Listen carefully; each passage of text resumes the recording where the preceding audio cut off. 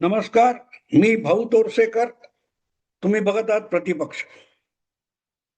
मित्रांनो, अचानक मध्यावधी हा विषय कुठून आला असं तुम्हाला वाटेल शीर्षक बघितल्यावर. तर तीच सगळ्यात मोठी मेख आहे, ती तुम्हाला समजावणं भाग आहे. आधीच्या एका व्हिडिओमध्ये मी याविषयी साफ सांगितलं की राजकीय पेच प्रसंग फक्त विरोधी पक्ष अडवणूक करून निर्माण करू शकतात, हा तुमचा भ्रम आहे. आणि म्हणून मी ती सोनिया नीती नावाचा जो व्हिडिओ केला शीर्षकाचा, त्याच्यात पेच प्रसंग निर्माण झाल्यानंतर खऱ्या खुऱ्या नेत्याची या नेतृत्वाची कसोटी लागते याचं वर्णन मी केलेलं होतं, त्याचं विश्लेषण मी केलेलं होतं. आणि त्या विषयाचा शेवट करताना मी सांगितलं होतं की मोदी राजीनामा देऊ शकतात जर त्यांना अपेक्षित असलेली विधेयक आणि सुधारणा विधेयक जर लोकसभेमध्ये आणि संसदेमध्ये संमत होणार नसतील, तर हे सरकार मला चालवायचं नाही अशी भूमिका घेऊन नरेंद्र मोदी सत्तेपासून बाजूला होऊ शकतात. आणि ते झाल्यानंतर काय, याचं उत्तर ना भाजपकडे आहे ना इतर कुठल्याही विरोधी पक्षाकडे आहे. ही गोष्ट लक्षात घ्या. आणि तशी परिस्थिती निर्माण केली आणि मोदींनी राजीनामा दिला, तर पुढे काय होऊ शकतं, ही गोष्ट मुद्दाम समजून घेण्यासारखी आहे. जे रोज घटनात्मक संसदीय लोकशाही बहुमत लोक वगैरे पांडित्य झाडतात, त्यांच्या मेंदूत हा विषय पण गेलेला नाही. लोकशाही म्हणजे फक्त आकड्यांची बेरीज नसते. आमदार किंवा खासदार यांची बेरीज आणि वजाबाकी म्हणजे लोकशाही नाही. त्यातून सरकार बनू शकतं, पडू शकतं, पण बनवलं तर चालवणं भाग असतं. आणि त्यामुळे सरकार पडलं तर सरकार बनवावं पण लागतं. या गोष्टी लक्षात घ्या. आणि ही गोष्ट आज मी सांगत नाहीये. मला आठवतं 2024च्या लोकसभा निवडणुका झाल्या, मतदान झालं, मतमोजणी झाली आणि भाजपने मोदींनी बहुमत गमावलं. एनडीए गठबंधनाच्या बहुमताच्या बळावर मोदी पंतप्रधान झाले. पण त्यातून नितीश आणि नायडू कधी जातील हे सगळी चर्चा चालू होती. त्यावेळेला मी ठामपणे परत परत सांगत होतो की 240 जागांमुळे मोदी पंतप्रधान म्हणून लंगडे होणार नाहीत आणि लंगडा होऊन पंतप्रधान पद चालवणं मनमोहन सिंग सारखं हे मोदींच्या स्वभावात नाही.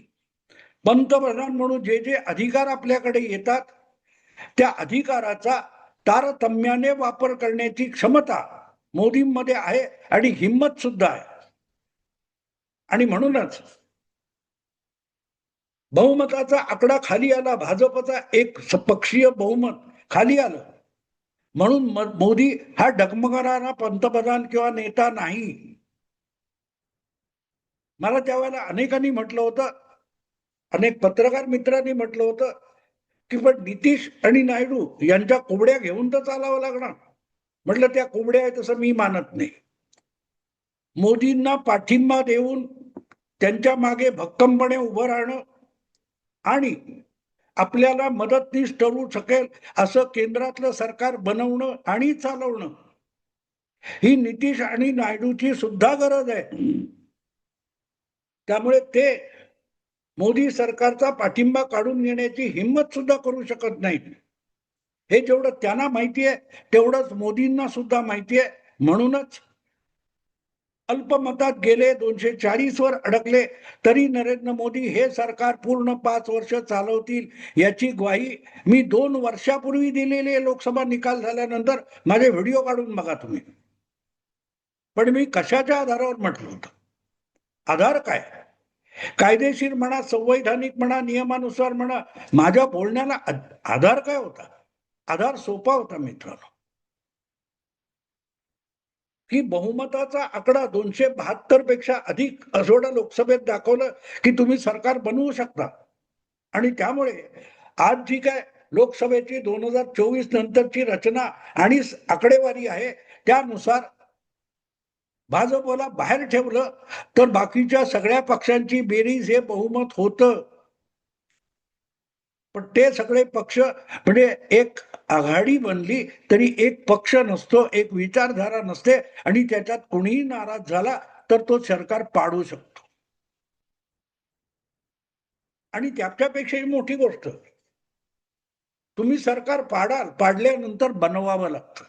याचं कारण निवडणूक पंतप्रधान पदाची झालेली नाही, निवडणूक ही लोकसभेची झालेली आहे. भारताच्या मतदाराने आपापल्या परिसराचा, आपापल्या निवडणूक क्षेत्राचा एक एक प्रतिनिधी लोकसभेत निवडून पाठवलेला आहे. त्यांच्या बहुमताने सरकार बनायचे. त्यामुळे कुठल्या पक्षाला बहुमत दिलं वगैरे ही पोपटपंची मुळातच चुकीची आहे. लोकसभा ही 5 वर्षाच्या मुदतीसाठी लोकांनी निवडलेली आहे आणि म्हणूनच जो कोणी नेता आणि पंतप्रधान होऊन सरकार बनवेल त्याच्या पाठीशी बहुमत नसलं तर तो सरकार म्हणून काम करू शकत नाही. त्याला राजीनामा द्यावा लागतो. तो खेळ आपण इंग्लंडच्या संसदेमध्ये नित्य नेमाने बघत असतो.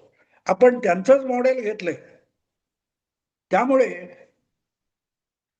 सरकार पडलं तर दुसरं सरकार बनवावं लागतं आणि प्रामुख्याने ज्या वेळेला कोणीतरी विरोधी पक्ष ठरवून ते सरकार पाडायचे डावपेच खेळत असतो त्याला ती जबाबदारी उचलावी लागते.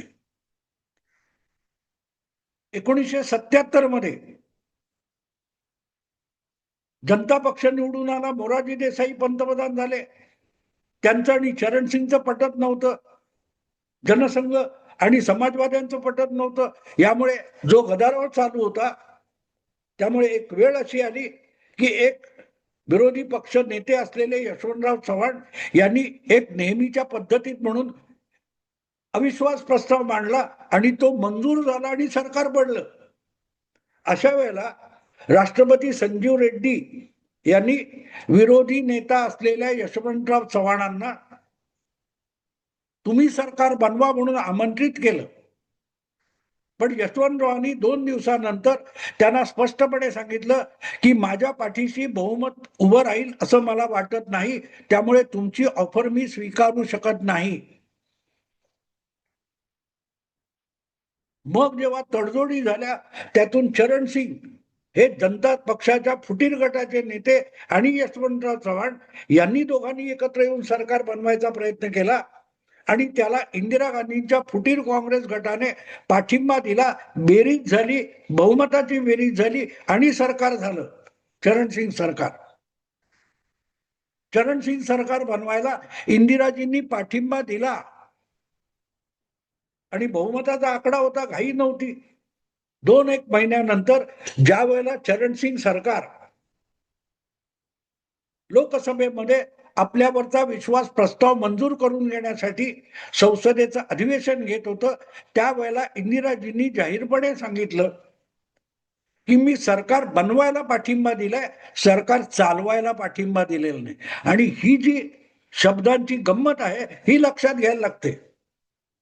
बहुमताचा आकडा दाखवून सरकार बनवता येतं, पण सरकार चालवण्यासाठी कायम सरकारच्या मागे बहुमताचा आकडा आहे हे गृहीत असतं आणि त्यामुळे कुठल्याही बारीक सारीक विषयामध्ये जर सरकारच्या विरोधामध्ये संसदेत एखादा प्रस्ताव फेटाळला गेला तर त्या सरकारवर सभागृहाचा विश्वास नाही असं दिसतं आणि पंतप्रधानाला किंवा राज्यामध्ये मुख्यमंत्र्याला राजीनामा देण्याखेरीज पर्याय उरत नाही. हे लक्षात घ्या मित्रांनो. जी काही पोपटपंची आहे ते विसरून जा चॅनेलवर वगैरे वगैरे डिबेटमध्ये. वस्तुस्थिती काय, बहुमताचा आकडा दाखवून तुम्हाला सरकार बनवता येतं, पण बनवलेलं सरकार चालवणं ही जबाबदारी सरकार बनवणाऱ्या नेत्यावर येते. 240 हे मोदींसाठी अल्पमत आहे, एकपक्षीय बहुमत नाही. पण ज्या इतर मित्र पक्षांनी पाठिंबा दिलाय त्यामुळे बहुमताच्या पलीकडचा आकडा मोदींच्या पाठीशी आज आहे आणि म्हणून ते सरकार बनवून चालवत आहे. पण त्या सगळ्या पक्षांना सोबत घेऊन, त्या सगळ्या पक्षांच्या नेत्यांशी विचार विनिमय करून किंवा त्यांना आपल्या पाठीशी खंबीरपणे उभं करूनच 2 वर्ष मोदींनी सरकार चालवलेलं आहे. एकपक्षीय बहुमत असल्यासारखं जे आधीची 10 वर्ष मोदींनी सरकार चालवलं होतं त्यापेक्षा मोदींची भूमिका कुठेही सौम्य झालेली नाही सौम्य झालेली. एकपक्षीय बहुमतात ज्या पद्धतीत सरकार चालवत होते मोदी त्याच पद्धतीत आज चालवतात आणि त्याच्या विरुद्ध नितीश कुमार किंवा नायडू यांना कुरकुर सुद्धा करता आलेली नाही. ही बाब लक्षात घेण्यासारखी आहे. अल्पमतात असताना किंवा आपलं एकट्याचं बहुमत नसताना किती नेते हे काम चालवू शकतात. मनमोहन सिंग आठवा. मनमोहन सिंग यांच्या सरकारमध्ये ममता दीदीचा तृणमूल काँग्रेस पक्ष होता. त्या पक्षाचे रेल्वे मंत्री होते दिनेश द्विवेदी. यांनी अर्थसंकल्पीय अधिवेशनामध्ये रेल्वेचं बजेट मांडलं होतं आणि त्या बजेटमध्ये काहीतरी तिकिटाचा दर वाढवलेला होता. त्यामुळे ममता दीदी खवळल्या आणि रेल्वे मंत्री आपल्याच पक्षाचा असून सुद्धा त्याला तडकाफडकी बडतर्फ करायला ममता दीदींनी भाग पाडलं होतं. गठबंधनाचा पंतप्रधान, युपीएचा पंतप्रधान मनमोहन सिंग हा किती लाचार होता, अगतिक होता. 17-18 खासदारांच्या पक्षाच्या इच्छेखातर ऐन अर्थसंकल्पीय अधिवेशनामध्ये आपल्याच रेल्वे मंत्र्याला तडकाफडकी बरखास्त करण्याची अगतिकता मनमोहन सिंग यांच्यावर आली होती. 2G स्कॅम मनमोहन सिंगांच्या दुसऱ्या टर्म मध्ये 2G वगैरे काय ते स्कॅम आलं. त्याच्यामध्ये द्रमुकचा ए राजा हा 1 नंबरचा आरोपी होता. त्यांनी आपल्या पदाचा राजीनामा द्यावा म्हणून पंतप्रधान मनमोहन सिंग यांनी अनेकदा आवाहन केलं. पण ए राजाने ते फेटाळून लावलं आणि जाहीरपणे सांगितलं, मी मनमोहन सिंग वगैरे मानत नाही. ए राजा काय म्हणाला होता, मी पंतप्रधान मनमोहन सिंग वगैरे मानत नाही. माझ्या पक्षाचा सर्वोच्च नेता करुणानिधी आहे आणि त्यांनी जोपर्यंत मला सांगितलेलं नाही तोपर्यंत मी संचार मंत्री पदाचा राजीनामा देणार नाही असं म्हणून पंतप्रधानाचा आदेश ए राजा या मंत्र्याने धुडकावून लावला होता. अशी अगतिकता गेल्या 2 वर्षात तुम्ही कुठेतरी मोदींच्या वागण्यामध्ये, कारभारामध्ये बघितली आहे का? आघाडी आणि गठबंधनाचं सरकार हे पंतप्रधानाला लाचार बनवत असतं, मुख्यमंत्र्याला लाचार बनवत असतं. आणि लाचार माणूस आपलं सरकार खंबीरपणे चालवू शकत नाही, कठोर निर्णय घेऊ शकत नाही, योग्य वेळी आवश्यक ते निर्णय घेऊ शकत नाही. आणि अशी सत्ता, असा अधिकार मोदींच्या स्वभावात बसणारा नाही. आणि त्यासाठी आपलं अधिकारपद, सत्तापद, पंतप्रधानपद गेलं तरी 72 एवढं धाडस नरेंद्र मोदींकडे आहे. तेवढं धाडस असलेला एक तरी नेता तुम्हाला राष्ट्रीय राजकारणात किंवा राज्यांच्या राजकारणात दिसतो का? हा फरक आहे. राहुल गांधी हे नाव घेऊ नका.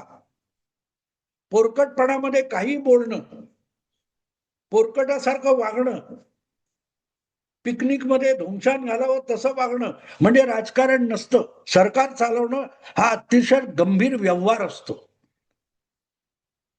आणि त्याची सुतराम कल्पना राहुल गांधींकडे नाहीये. तेव्हा राहुल गांधी हा पर्यायच नाही, विसरून जाते. दुसरा कोणी आहे का सांगा मला? दुसरा कोणी आहे का? तुम्ही चिदंबरम किंवा असं काही नाव घेतलं तरी मला चालेल, अगदी शरद पवार सुद्धा चालेल.